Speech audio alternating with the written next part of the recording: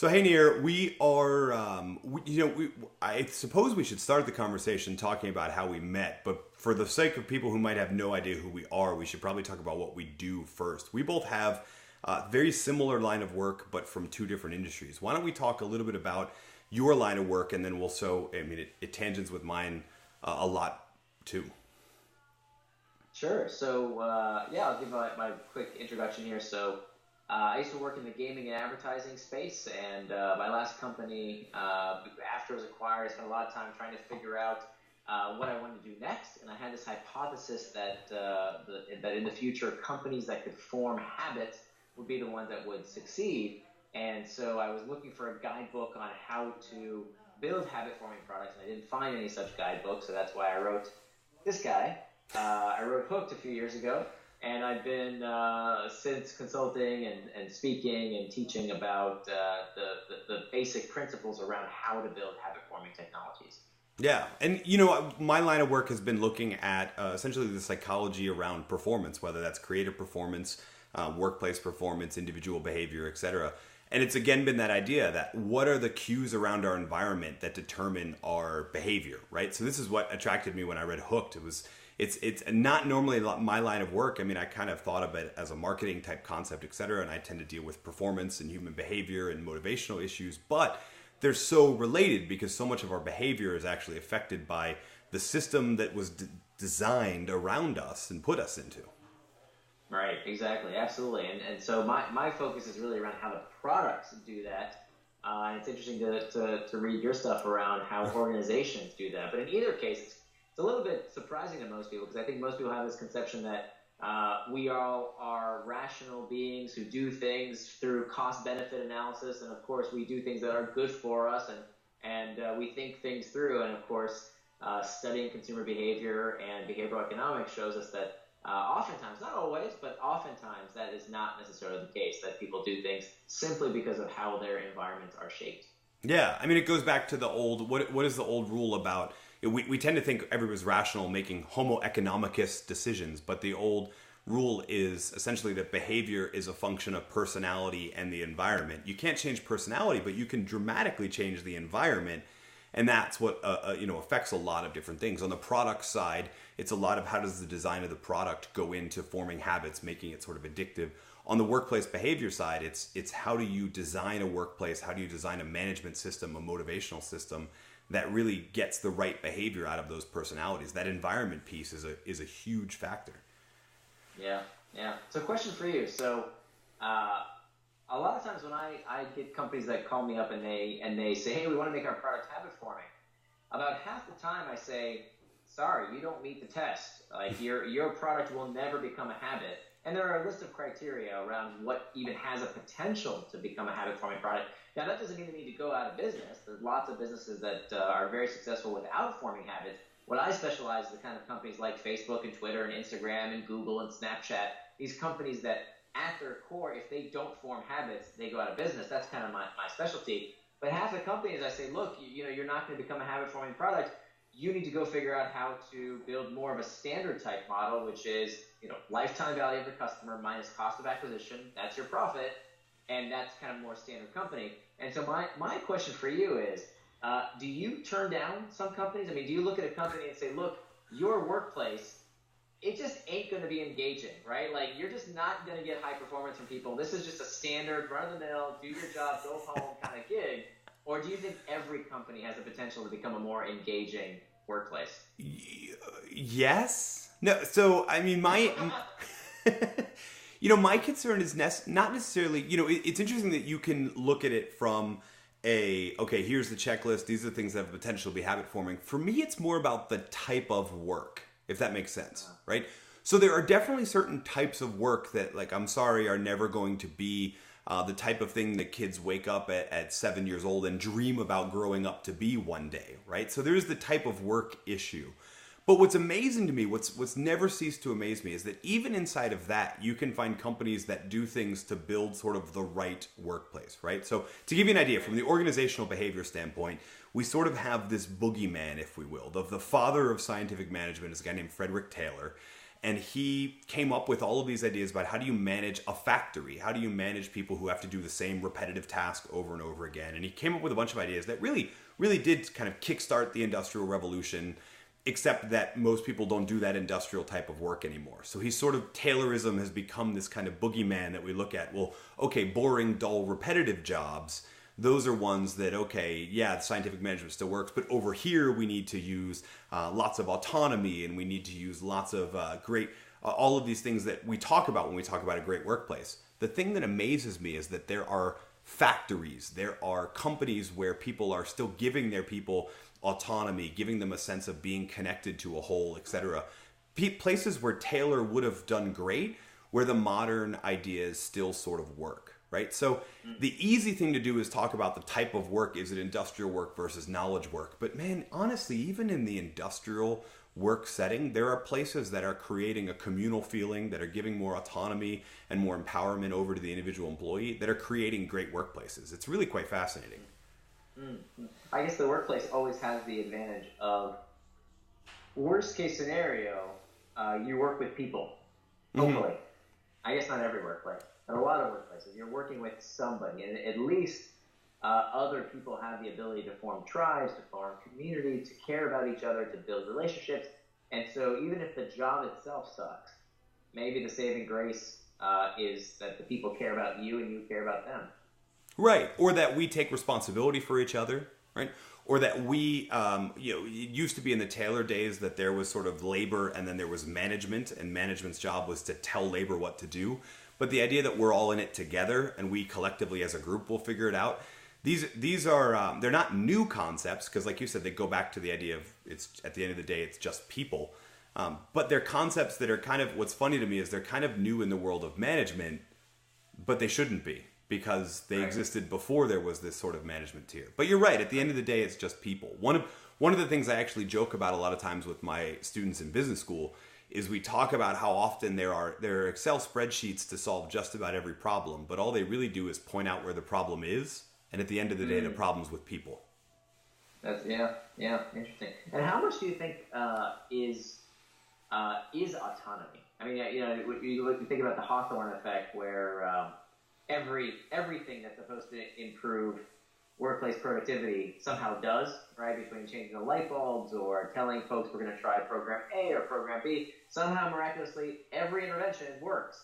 And so this Hawthorne effect, maybe there's some buzz in the psychology community. Maybe the Hawthorne effect is just that people will perform at a higher level when they feel like they're being watched, like they feel like they have more control over the situation. Maybe it's just the sense of autonomy makes me enjoy my work more. What do you think about that? So there's a couple different things to break down in there. So the Hawthorne effect is an interesting one. Elton Mayo, Hawthorne Electric Company, fascinating study that no one can replicate, which by the way should give us a ton of pause. But the idea was that, like you said, we change this variable, productivity goes up. We change it to the opposite, and productivity still goes up.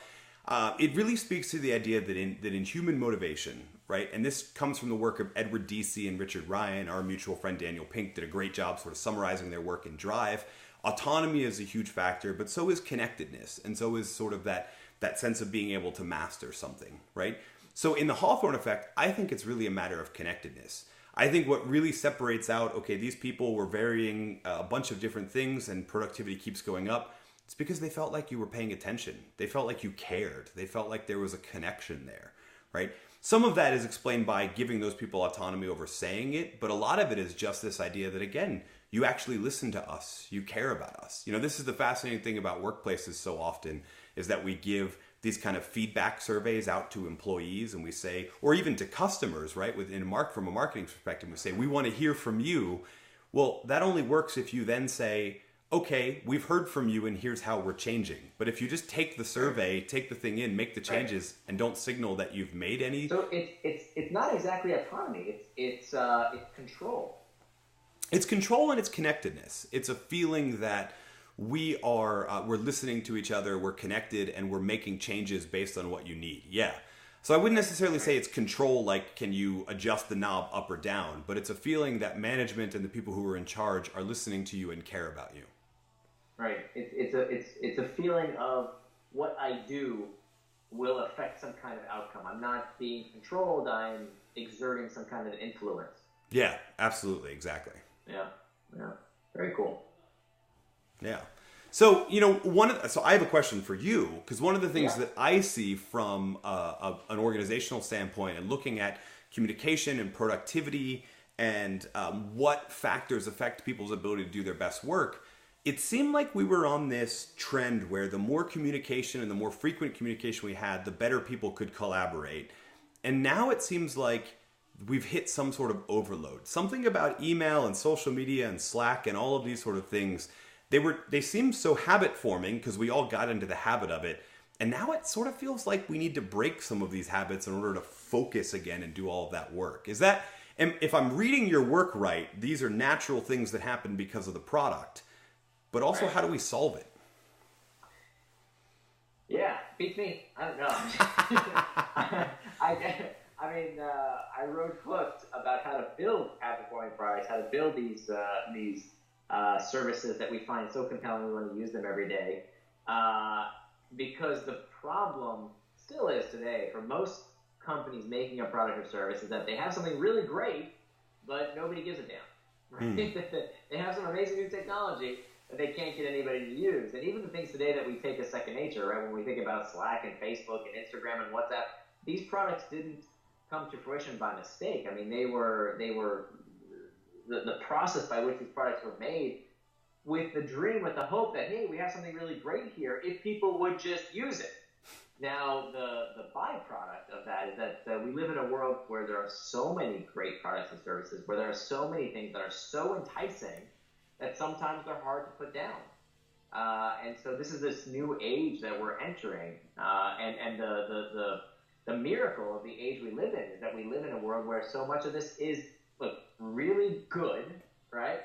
Free and readily accessible, right? We carry it around with us in our pockets, in our cell phones. So in many ways it's a blessing, but as Sophocles said, nothing great enters the life of mortals without a curse. And so this happens with every revolution. The agricultural revolution. Turns out that the agricultural revolution, now for the first time in history, more people die of an excess of calories than a shortage of calories, right? And more people die of gluttony and diseases of excess than they do of starvation. First time in human history. That's the problem of agriculture. The Industrial Revolution gave us mechanization, gave us, nobody wants to go back to the age before the steam engine and before before we have industrialization. But of course, now we have all kinds of problems from human-caused pollution. And now we see this with the information age, that the downside of all these products that are so good at connecting us instantly. I mean, these products are magical. We're talking right now through Skype, across thousands of miles for free. It's an amazing world we live in, but the price of that luxury, of these miracles of technology, is that attention has become a scarce resource. And so that's the price. And I think that now we are realizing that we are the guinea pig generation, that this generation that had to learn these technologies, right? People around our age that maybe we weren't born with this stuff, and to us it's still kind of amazing, right? Like our kids and grandkids won't think it's all that amazing. They'll adapt to it, but for us it's still like very novel and new, and we haven't figured out how to put it in its place yet. We haven't figured out this critical question, which I ask people to consider, which is the technology serving you, or are you serving it? And I think that's something we should ask ourselves, not only on an individual level, but also on a familial level, around the dinner table. And we should ask that question in the organizational level. I can't tell you how many times I come into an organization to do a consulting session or do some work on their product, and 3 or 4 people are in the room on their phones while they're paying me my hourly rate to help them. It drives me nuts. And by the way, it's always the person who's making the most money, right? It's always the highest paid person, which drives me crazy. And so I think the solution is, number one, to identify this problem, and then to ask this critical question: is this technology serving me, or am I serving it? And it sounds, I mean, a lot of the stuff that I put in the book, if you take it, if you don't read it carefully, it looks like mind control, and it looks like, kind of this boogeyman of controlling us through behaviorism. But the boogeyman in my industry is B.F. Skinner. You have Taylor, I have Skinner. These Skinner boxes that make people, press these buttons all day long or press our apps all day long. But the reality is that this stuff isn't coercion. It's not making people do things they don't want to do. It's helping people do things they do want to do. And so for the most part, these things are great, but when people say, you know what, this is going a little bit overboard, they can put it in their place. The one asterisk, though, not to make this too long of an answer, but the one asterisk is I find it much easier for people to figure out how to get their personal technology under control, meaning when people figure out, hey, Facebook, I'm just using it too much, or this Snapchat thing, this is going overboard. When it comes to their own technology use, most people, there are some corner cases, right? There are people who are actually addicted to technology as opposed to just habituated. Most people can put it away. Just like when we walk by a bakery and we see that the baker's made some amazing desserts, we don't blame the baker and say, oh my God, why did you make that delicious dessert? It's so hard for me to resist. Most people, they moderate their behavior. But then the tricky part, this kind of goes into your industry and your line of work, is that what they can't put away is the work emails, the work Slack messages, right? It's not that people are addicted to the technologies. People are addicted to work. And the constraints of this 24/7 work life that we have today is really taking a toll on folks. See, I was actually going to ask you that. What is it about work email that makes it so addictive, that makes it sort of hook? Because, again, if you signed up in 2008, 2009 to get a smartphone, right? You didn't think what you were signing up for was taking your work home with you every single night. But yet that's what we sort of started to do. And granted, it happened beyond that. But it used to be that there was sort of a tier of employee that was so on demand we had to give them a BlackBerry. In fact, they would even joke and call it a Crackberry, right?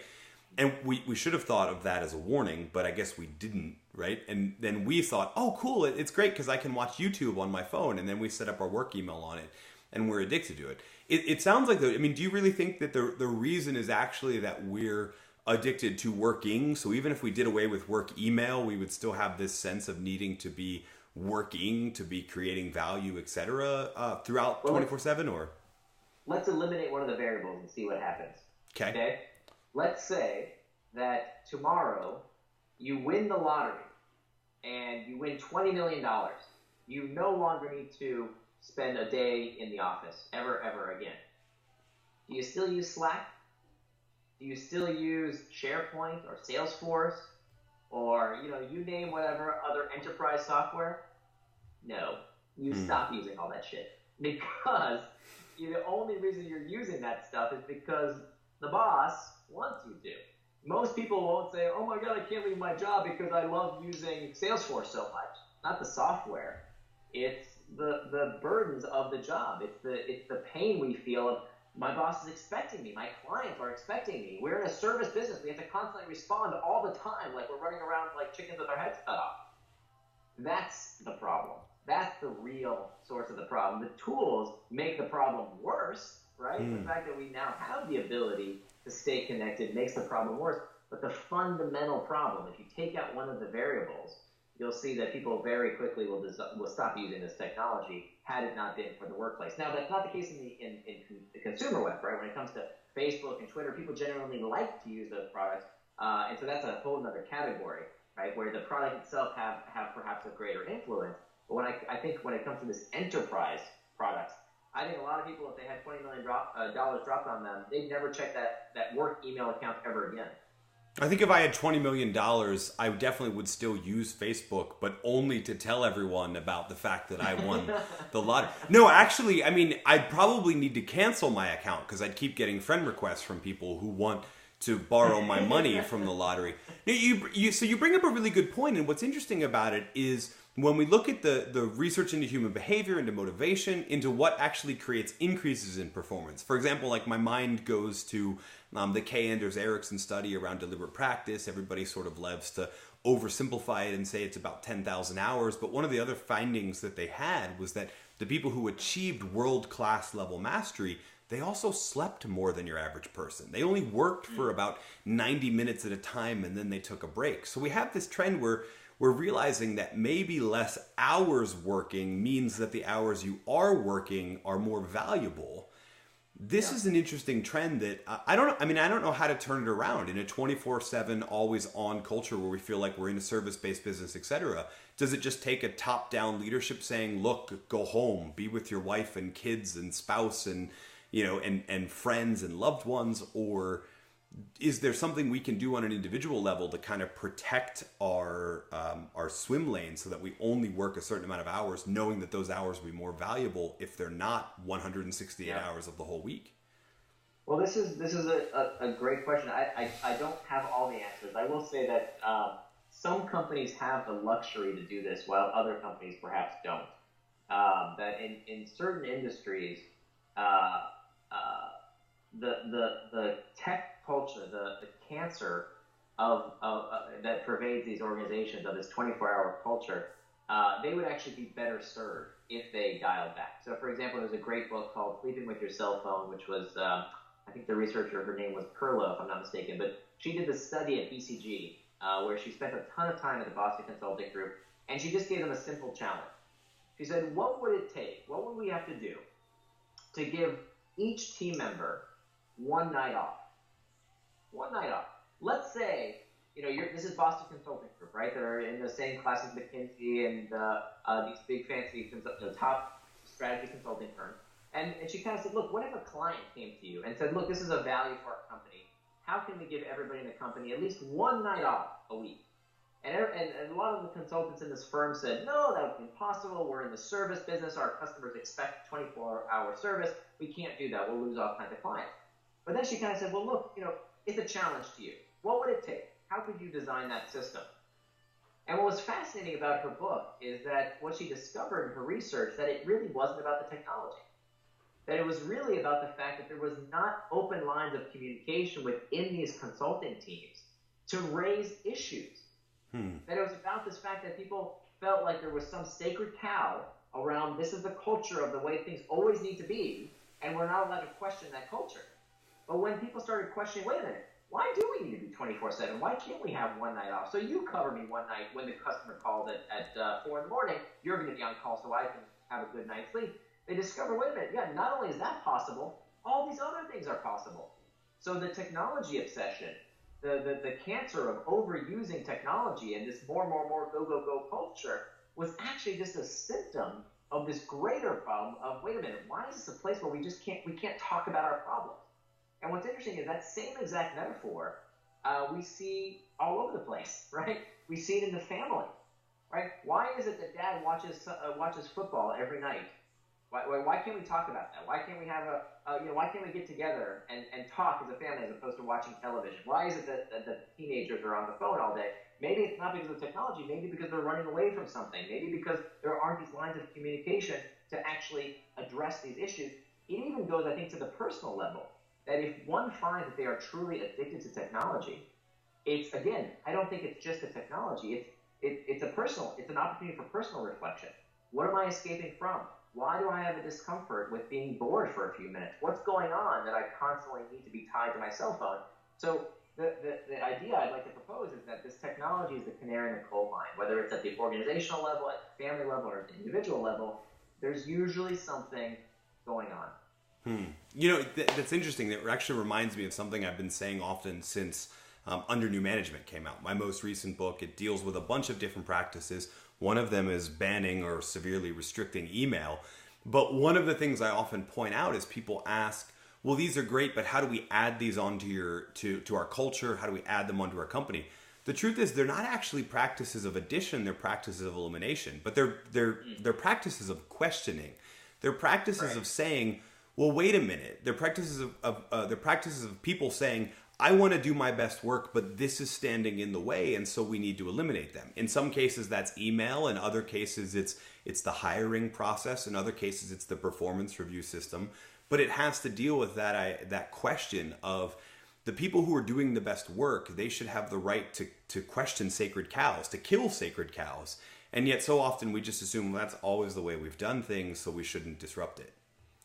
I think I couldn't agree with you more, and I think that these habits of mind, these ways of doing things just because they've always been done, I mean, that pervades so many different aspects of our life. And whenever I see those, I relish the opportunity to be like, wait a minute, you're right. Why do I do things this way? Well, what can I challenge here? Because there's so many opportunities in life, I think, to challenge those assumptions around why we do things the way we do. The worst thing we can do is to believe that these technologies control us. That the data shows us, that the studies have found now when studying addicts that believe that a substance controls them, they're powerless against those substances, guess what? They have the highest relapse rate. Because when we believe, oh my God, email is so addictive, or the world's going to fall apart if I don't check this email and respond back to work, by believing that we are powerless, of course we are. And so I think that's a great insight that you make of the real challenge is how do we question? How do we build a culture of talking back? I think there's something very important there. Well, what's funny is that what I encourage a lot of organizations to do too. So you're saying is that the real challenge is feeling like these things control us. The real challenge of organizations is buying into the lie that you control your people, right? So we live in an era where so often we feel like, well, they'll do this because they're the employees, etc. But we live in an era where especially talented employees know that everyone's essentially a free agent. Everyone has the ability. They're all volunteers. They have the ability to walk out and go and find sort of a different job. So the assumption from an organization that you can sort of control and modify the behavior is a dangerous assumption, because the truth is most people are working for you as long as you're working alongside the things that they want to do. When that breaks down, so do you. That's a really fantastic insight. It's so prevalent, right? I think there's this notion, there's this myth that, if I pay you, you'll do whatever I want. But that's slavery, right? I mean, do you really want employees that work for you just so that they don't starve? Like, is that really why you want them to work for your company? I mean, if you're hiring great people, nobody's going to work for you just because they're afraid of paying their bills. They've got other options if they're good people. So why would you want people who just do whatever you say every time on command just because you pay them? No, I totally agree. So you see, like I said at the beginning when we started this whole thing, that we on the surface it looks like we write in two very different spaces. In reality, we're right there, kind of in that same space. As we close, though, I'm curious. I'm just going to ask you this as a random question. We've been talking a lot about questioning assumptions, changing behaviors, what doesn't control you, etc. What's something that you thought maybe controlled you, or maybe that you were addicted to, or an assumption that you had to be a certain way that when you questioned it, you ended up changing your behavior? Oh. I'm willing to answer the same question, by the way, but I'm going to put you on the spot first. Oh, I got to go first? Sure. My life, my greatest successes in life have come from questioning assumptions. Questioning like basic assumptions. And some of those are very personal. I don't want to share all of them. But I've made a lot of changes. I do a lot of weird things. I like to say that being normal is weird. That if you're not weird in some way, like if you don't do something that's really kind of out there, you're not testing assumptions enough. You should do something that when you tell other people, they say, "Really? That's kind of strange." I mean, even when I was 18, I took a year off between high school and college. This was in 1997. AmeriCorps, the Domestic Peace Corps, had just been created by the Clinton administration. I think I was the first or second class to ever try it. Everybody told me that's a stupid idea. You're never going to go back to college. My parents tried to plead me not to do it after their friends said it was a terrible idea. Taking a year off between high school and college, now we call it a gap year, but at the time nobody did it. It was one of the best things I ever did. My wife, I happen to be Israeli and Jewish, and my whole life I was told, you have to marry a nice Jewish girl. My wife's Chinese.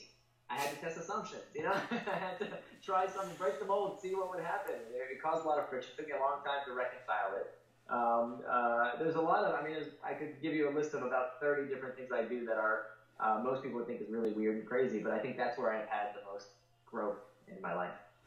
Wow. So yours is actually way more philosophical than mine. I was just going to say, to the point about being addicted to these technologies, but also to the point about like the trend in technology is to have everything all in one. A while back, I started realizing maybe there's benefit to having lots of different, right? So for example, I have two devices. I have one that is that work email the professional author, social media, all of that. And then at the end of the day, I switched that out for an iPad that just has like my personal Facebook and then Netflix and entertainment type stuff.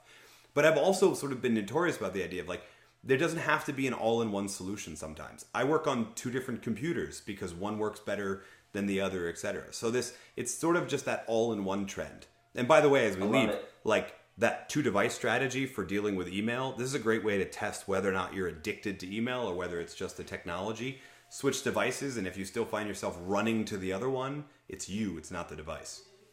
Right. So you put all work emails on one device and personal emails on the other device? Everything work related is on an iPhone. It's right here, right by me as I'm recording. Yeah. It's got all of my work email, the work and professional social media accounts and all that sort of stuff. And then when I leave my office, we're in my office in the basement, when I go upstairs and I'm done for the day, I switch that out for an iPad that just has Facebook, my personal Facebook, and has Reader and Flipboard and Netflix and those sort of things. It's just a kind of a content consumption device. Interesting. So you can't even touch work when you're upstairs. You can't touch work even if you, or you could, but it's very difficult. I'd have to walk back downstairs and go get the device. Exactly. And it's really helped me create a separation between the two mentally, and found out that in my case it really was the ease, the temptation, right?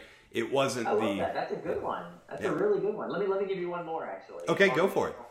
So I was finding a few years ago that every night at around 10 o'clock, 11 o'clock, when I should be going to bed, I was still on the web, right? Still surfing, so interesting information, reading articles, responding on Facebook, just doing all the fun stuff that we can find on the web, or emails even. And I wasn't getting to bed on time, so I bought myself a $10 outlet timer. And I plugged this outlet timer into my router. So every night at 10 p.m., my internet shuts off. Now, like you, I could turn it back on if I wanted to. You could go back downstairs and get your work phone. But the fact that I have to do extra work to do that, right, uses this principle we talked about earlier about shaping the environment, add a little bit more friction. And now I have to be mindful of, wait a minute, is this actually really what I want to be doing, or is this kind of just a waste of time and mindless behavior? So that's been very, very helpful to me as well. But I like this 2-phone strategy. That's really smart. Yeah, well, I mean, and try it. And I'm actually going to run to the hardware store right now and buy an outlet timer to try it on my router, because good call there. So for those that I guess are watching or listening or reading, you now have 2 different challenges around this technology, this communication thing to do. So pick one of them and go for it. And in the meantime, Nir, this has been an awesome conversation. Thank you so much for having it with me. Thank you. I really enjoyed it. It's been a pleasure.